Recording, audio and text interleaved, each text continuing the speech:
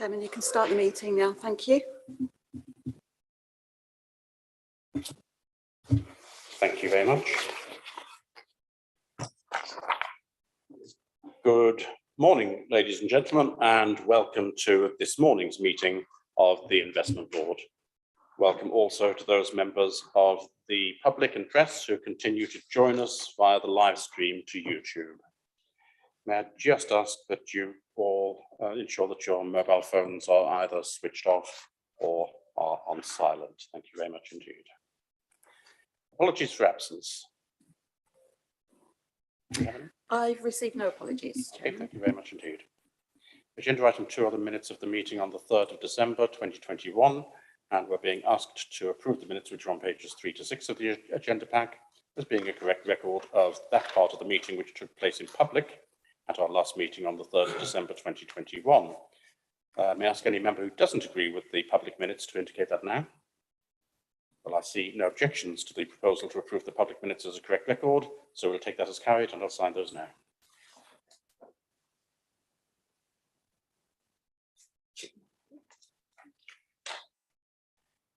Right, agenda item 3. The next item on the agenda is to elect a vice chairman for the municipal year 2022-23, and I propose Ian Benny for that.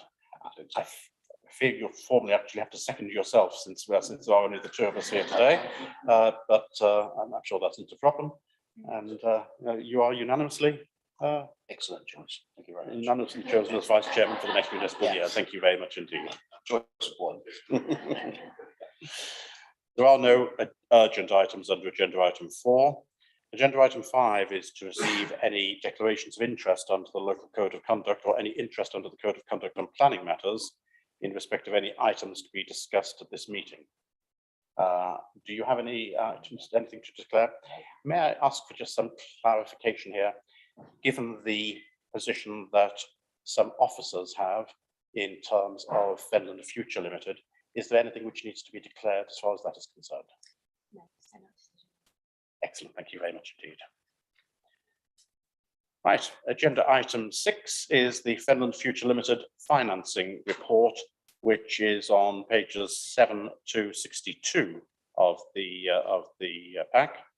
And Peter Catchpole is presenting this report, which requests approval of a loan agreement between Fenland District Council and Fenland Future Limited. Peter, please go ahead and present your report. Thank you, Chair. The first thing I'd like to make abundantly clear is this isn't a request for funding. This is a request to agree a loan agreement which will trigger how we fund in the future, which of course the funding will be dependent on a later item on the agenda agreeing the business plan. I think this loan agreement has been in draft for a while now. It's been agreed by the FFL board at their meeting on the 27th of May. We feel that the rate being set at 6% plus above base has been tested with commercial finance institutions. FFL are a startup, so there is a risk element in there as well. Apparently there are no subsidy control issues. I'm very happy with that, and the fact that the loan interest rate is linked to base rate helps us protect that position going forward.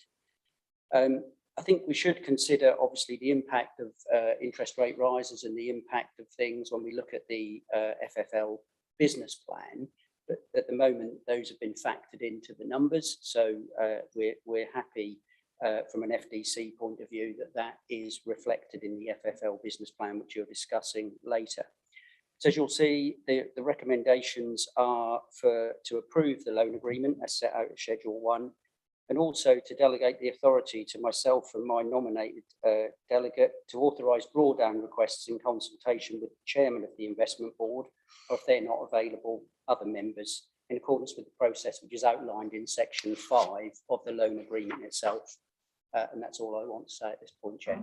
Thank you very much indeed, Peter. Anyone, member or officer, have any comments to make? In which case I'll just have a quick go at things if I may. Thank you very much indeed for this report, and it's been a long time coming. It's been a long time in gestation, so it's good that we finally got to the stage now. In In the report, I do need to point out that we can't make any substantial changes to this without them having to go back, of course, to the board of Fenland Future Limited for them to re-agree it.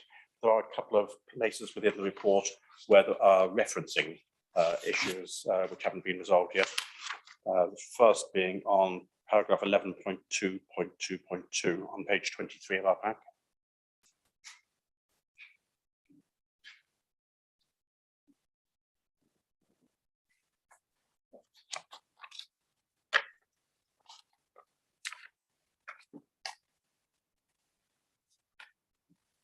At least in the version I've got, I don't know.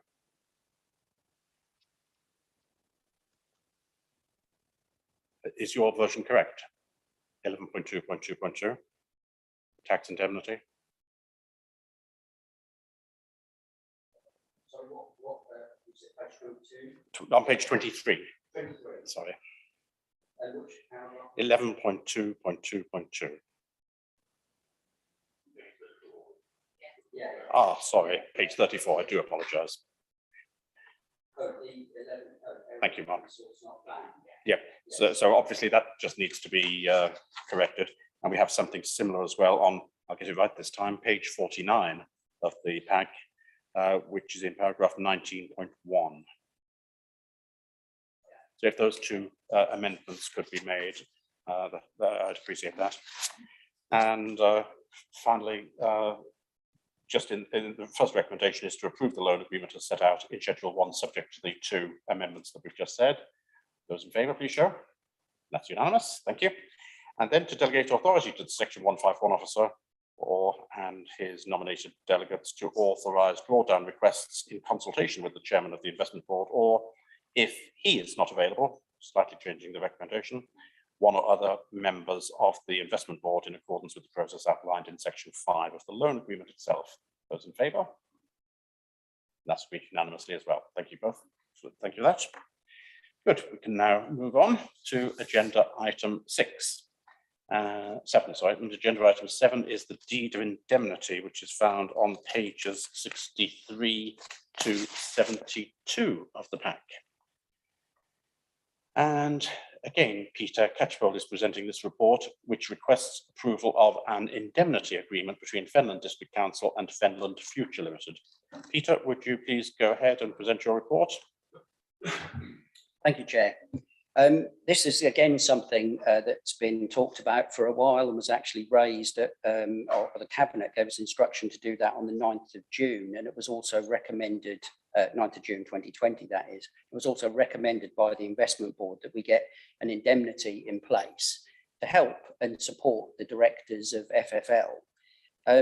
We feel we've got a very simple agreement which has been through the legal sides for both FFL, who approved it at their meeting on the 27th of May, and also FDC lawyers have had a look at this. We also believe there is some cover from our insurance company who have seen this as well. But I think the idea of this is that this provides the arrangements for indemnifying members and officers against claims made against them personally in their capacity as directors of FFL. So the recommendation is to ask that we approve this form of indemnity agreement to give the confidence and assurance that the FFL directors, I think, would welcome. Thank you, Chair. Thank you very much indeed, Peter. Any comments from members or officers? Right. It would be quite invidious to potentially put officers in a position where they have a potential personal liability for matters where they have been asked to do something on behalf of the council. So I think that this is entirely justified that we put this through to make 100% sure that that the confidence can be given to officers in that respect. There are three different definitions, though, of who is covered here. If we look at the agreement itself, the deed of indemnity, it relates to directors. Elsewhere in the report, we talk about officers of the company, and elsewhere still, we talk about officers, that is of FDC, and members. And I don't see that there is any requirement here so far as members are concerned. We are talking about those who are directing the company, not those who are members of the company, in fact, all other members of FDC who are one step removed. But I am concerned, a bit surprised, and just need some clarification about the position of the company secretary and whether the company secretary could or should also be covered by this, in which case we just need to have some minor amendments to ensure that it's not just directors who are covered, but also the company secretary. Chair, for the purposes of this, the company secretary has, and we've looked at this from a legal point of view, when we talk about directors, the company secretary is covered in her statutory role as an officer of FFL. So we can amend the wording to specifically include company secretary, but they have the same sort of standing almost as a director anyway. So we feel that the word directors, we can specifically change to include company secretary, but it was certainly meant to include the company secretary as well. Would it be acceptable if I just make that abundantly clear in the recommendation which is put to us? I think that would be perfectly acceptable, Chair. Thank you very much indeed. So the recommendation is that the investment board is asked to approve the form of indemnity agreement attached to this report, ensuring that it also will cover the company secretary. Those in favour? Good, that one's agreed. Thank you very much indeed. Agenda item 8 is the service level agreement, which is on pages 73 to 95 of our pack. And again, Peter Catchpole is presenting this report, requesting approval of a service level agreement between Fenland District Council and Fenland Future Limited. Peter. Thank you, Chair.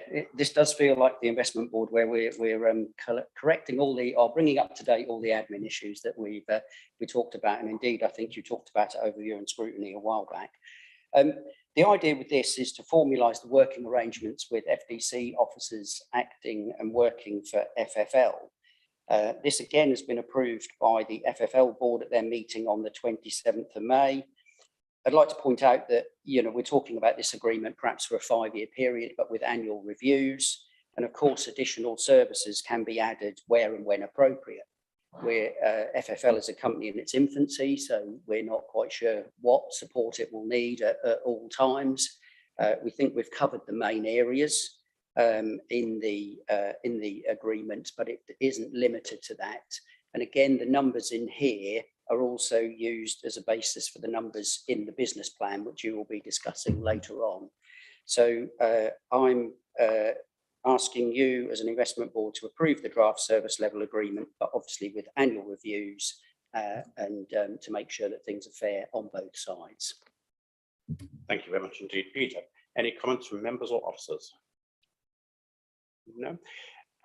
The agreement anticipates that there will be quarterly charges which will be raised in arrears, I believe. And I just want to confirm for my benefit, and apologies if this is in the papers, I missed it, but will it be necessary for us to have a backdated set of invoices to start off with, going back to the beginning of the operation of the company? Thank you, Chair. Yes, it will. There are accruals in both sets of accounts for costs that have been incurred to date, both FDC and FFL. So it will be backdated to when FFL was first incorporated. Thank you for that. Second question, just to make sure that everything is fully covered, and we have talked about this before, the VAT status of FFL and the interrelationship between FDC and its subsidiary. Can you just explain what that is and how that relates to the service charges as well, please? The FFL is a registered entity in its own right for VAT, so FDC will have to charge VAT to FFL on the services, but FFL should be able to reclaim the VAT. Thank you very much. And just to remind me, because I know we have had these discussions before, but I've certainly forgotten if this was resolved or when it was resolved. Why did we decide it was a good idea to have two separate VAT registrations rather than absorb Fenland Future Limited into FDC's registration, assuming that's legal? I think we looked at a number of options, and the advice we got at the time was that we wanted FFL to be a separate VAT group, depending on where because FFL at the moment is one limited company, But depending on how we do deliveries and things going forward, we want them to be part of a separate VAT group, which seemed to be the most advantageous way of doing that. Thank you. Yes, certainly. Question for Peter. I mean, if there was a specific project we were looking at that the VAT implications would be different, we could always set up another company to run that particular scheme through with a different VAT scheme on it. I think everything we're looking at is virtually the same as when you look at buildings, whether you opt to tax or not. I think we'd look at the most tax efficient way of doing things for that particular project.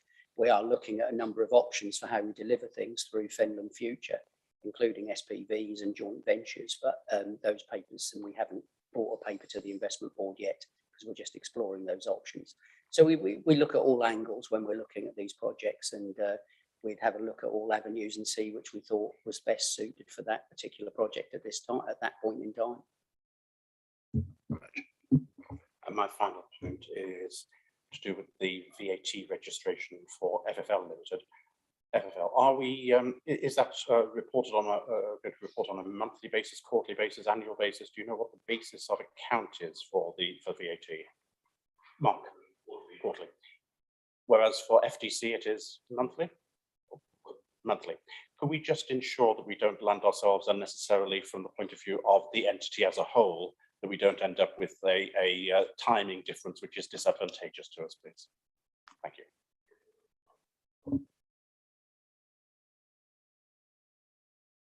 Okay, then moving back to the recommendation. The recommendation is that the investment board is asked to approve the draft service level agreement in Schedule 1 of the report. Those in favour, please show. And that is unanimous. Thank you very much indeed.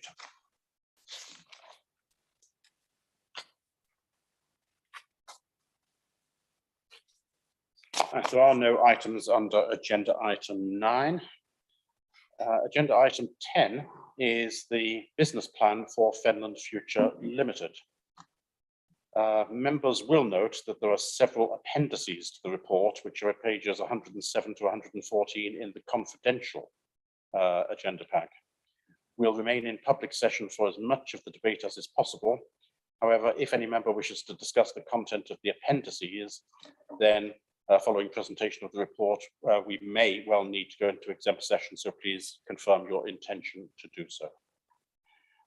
Adam Broadway is presenting this report on behalf of Fenland Future Limited and will be requesting approval of its business plan, which can be found at pages 97 to 106 of the public agenda pack. Adam. Thank you, Chairman.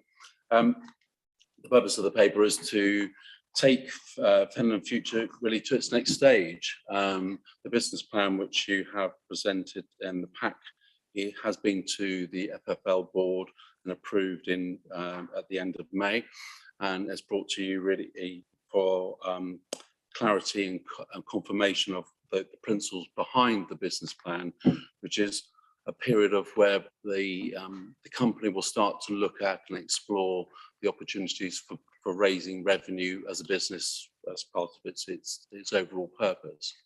So within the business plan, there are a number of kind of key elements which focus its activities over the next period of time, and within it there are financial information about cash flows and projections, etc., based on the focus which is going to be around residential development on 2 sites, which we are focused on and we'll talk about in one of the other papers later on. As I think is mentioned in this meeting, it's clear that there's good opportunity for the company, but it's a new company and it needs to kind of progress in the right way without becoming too over ambitious. It needs to focus. It needs to ensure that it's doing the right thing for everybody connected to it.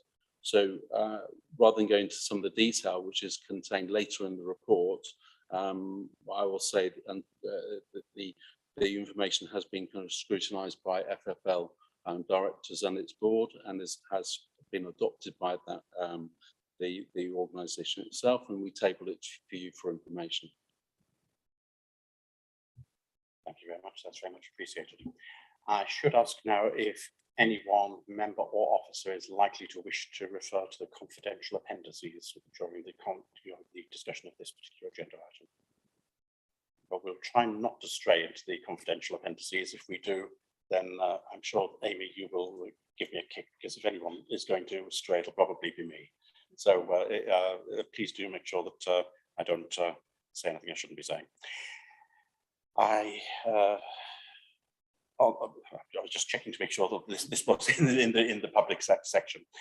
On page 103, we do have the financial plan which has been set out. The one thing which I think we can all accept is this is not going to end up being correct. This is the best estimate that we can make with all the uncertainties which there are at the moment as to the way in which Fenland Future Limited will pan out. We know things won't go exactly this way. Some things will be better, some things will be worse. And this, of course, is a very much a moving target and will be updated on a quarterly basis anyway. So that will be helpful. We don't have any figure which is in there for finance charges for 2025-26. And I know a lot of this depends upon cash flow and upon the speed with which properties may be sold, let alone be built. One might hope that the cash flow of the company will mean that it no longer will require any loan by 25-26, in which case the to be confirmed would be zero, but it's impossible to say. And that's, I assume, why TBC has been put in there. But it is something we need to bear in mind, that will have an effect on the 5-year figures which we have in front of us. Nevertheless, what's interesting within this report, and it's highly pertinent for FFL and therefore for FDC, is that we have approximately in the first 3 years cumulative losses of 1.5 million, and in the next 2 years we have cumulative profits of 3.6 million. I know that nothing has been put in here for tax, but I suppose one can almost say, let's start worrying about corporation tax when we actually have some profits to tax. And that's a good thing to be worrying about. But what is clear from the outline figures that we have here is that we have a business plan here which is coherent and which potentially, it clearly has a significant potential for more profit than losses, and therefore it's quite appropriate for it to go ahead on a going concern basis, with us having a good deal of confidence that there is headroom here for us in terms of the way in which FFL will be operating. I think that's very important for FDC to confirm for its own benefit as well, and we'll want to continue to confirm that position as the quarters go ahead. Are there any other comments about this paper? No. Okay, well, we've managed to avoid going into exempt session. No further questions from any officers at all? No. So I'll please then ask that the recommendations which are set out on page 97 of the agenda pack, that they are approved, and that is to note the scheme briefing paper, and in particular the proposed transfer of land to FF. Oh, sorry, wrong one. Oops. Right. To note the report, my apologies, to endorse the adoption of the revised FFL business plan for April 22 to March 25, and to receive further reports on the progress of FFL projects against the approved business plan in accordance with the approved articles of association for FFL. Those in favour, please. That's unanimous again. Thank you very much indeed. Right. Now move on to agenda items 11 to 13 of the confidential agenda pack. Now, all of these remaining items have been identified as containing information which would be exempt from disclosure under paragraph 3, schedule 12A, part 1 of the Local Government Act 1972, in that they contain commercially sensitive information relating to the financial and business affairs of Fenland District Council and Fenland Future Limited. Furthermore, the public interest test has been applied to the information contained within the reports, and it is considered that the need to retain the information as exempt outweighs the public interest in disclosing it. May I ask any member who does not agree with this assessment, and therefore the proposal to exclude the press and public during the discussion of this item, to please raise their objection now. There is no objection. Thank you. Member services, can you please now make the necessary arrangements to sever the link to YouTube, enabling us to continue the meeting in exempt session. Thank you, Chairman. I will now request IT cut the link to YouTube, and I will let you know as soon as we've stopped. Thank you. Thank you. And I should now ask all members of the trust and public in attendance to leave the room